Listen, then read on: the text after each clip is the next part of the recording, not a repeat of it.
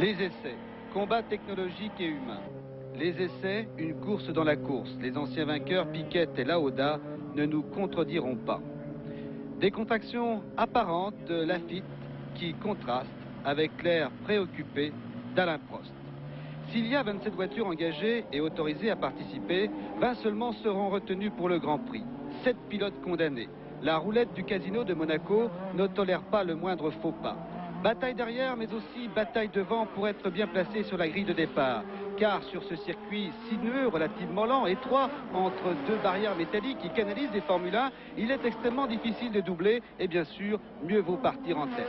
Patrick Tambay a reçu le prix Orange, attribué par les journalistes au pilote le plus coopératif. Tambay vous invite à faire un tour de circuit. Nous sommes à la sortie du tunnel, l'endroit le plus rapide du circuit, très bosselé, 270 à peu près, un freinage important sur la chicane qui se passe en quatrième. En fait, en qualification, ça va beaucoup plus vite que ça. Quatrième, ici, ensuite l'arrivée sur l'ancien virage du bureau de tabac en quatrième, appelé maintenant la piscine, l'enchaînement gauche-droite de la piscine, c'est très rapide et très étroit, c'est au cordeau. Un freinage important, la seconde pour un petit pif-paf, droite-gauche serré, un peu du gymkhana. Seconde, troisième maintenant pour arriver sur le freinage en appui, le freinage de la rascasse où on prend la première vitesse. Il faut essayer de trouver la motricité à la sortie de ce virage, prendre la seconde pour arriver sur le virage du gazomètre. Ensuite, maintenant la ligne droite des stands pour deuxième, troisième, quatrième, cinquième. C'est le seul endroit où on peut peut-être essayer de faire une tentative de dépassement au freinage de Sainte-Dévote, mais enfin, encore faut-il trouver la coopération du pilote qui vous précède.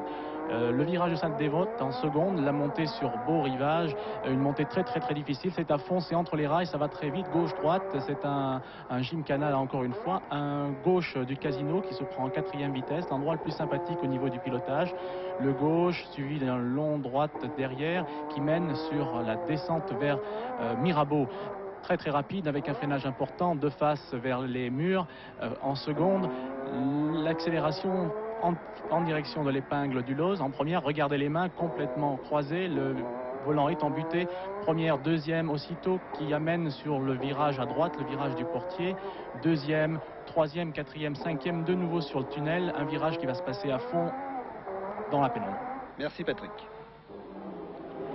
Autre difficulté, ne pas heurter les bordures de trottoir. Sinon, gare aux jantes et aux crevaisons. Jeudi, Arnoux ici en a fait la triste expérience. Attention, Vilkenot déboule au virage du casino, dérapage en catastrophe, ça va toucher et ça fait mal. Regardez, voici les conséquences. Notre caméraman Yves Vallet a eu chaud. Intervention rapide des commissaires. La voiture est complètement déchiquetée, le pilote n'a rien. Vinkelhock mettra quelques instants pour se remettre de ses émotions. Et c'est après coup qu'il commencera à réaliser. Quel métier de fou, semble-t-il dire. De Césaris semble derrière pas très en vert. Le premier empêche le deuxième de doubler. Cela ne plaît pas au pilote de chez Ligier qui va le faire savoir. Touchette à la rascasse. Résultat, un aileron en moins. De Césaris obtient pourtant le 7e temps. À la sortie du tunnel, ça va vite, ça va très vite après la chicane. Et là encore, c'est un choc encore plus violent. Brundle se retrouve sur le toit, si l'on peut dire. Position inconfortable. Le pilote de Tyrrell a eu vraiment beaucoup de chance. Là aussi, la voiture est détruite. Si la sécurité intervient rapidement, il est permis de se poser des questions. Brundle lui-même se demande ce qui lui est arrivé. Un vrai miracle qu'il n'ait rien eu.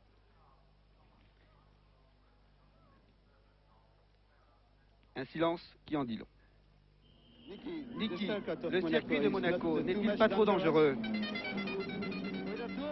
Avec tous les turbos, avec la puissance de ces moteurs qu'il y a maintenant, il y a de telles accélérations et de telles décélérations, à la fois brutales et violentes, ce n'est plus agréable. C'était mieux avec les anciennes voitures. Que pensez-vous de la sécurité? Tout ce qu'il est possible de faire sur un circuit comme Monaco avec des immeubles est fait. En fonction des moyens disposés, le maximum est fait. Si les voitures continuent à augmenter de puissance, surtout en qualification, je ne sais pas ce qu'il sera possible de faire. Sur ce genre de circuit, on disait les McLaren à moteur TAC Porsche désavantagés. Jugez plutôt, Alain Prost réalise le meilleur temps, c'est sa 11e pole position, Lauda est 8e. Alain Prost n'a fait que 4 tours et n'a utilisé qu'un seul train de pneus pour obtenir son temps. On a travaillé beaucoup sur le moteur et en même temps sur le châssis. Disons que c'est un circuit où il faut avoir beaucoup de souplesse moteur. Et c'est ce qu'on n'avait pas vraiment avant de venir ici. Donc les ingénieurs de chez TAG Porsche ont beaucoup travaillé sur les turbos, sur le moteur. Ils y sont bien arrivés. De plus, sur la voiture, on a beaucoup travaillé la motricité. Et là aussi, on a fait énormément de progrès. On a changé beaucoup la voiture sur le plan aérodynamique et sur le plan mécanique, les ressorts, les barres, les suspensions en général. Et ça va pas mal, disons. Souplesse du moteur Renault, agilité de la Lotus, compromis positif qui permet à Mansell d'être placé sur la première ligne avec le deuxième temps. On attend toujours une victoire des Lotus à moteur Renault, pourquoi pas à Monaco.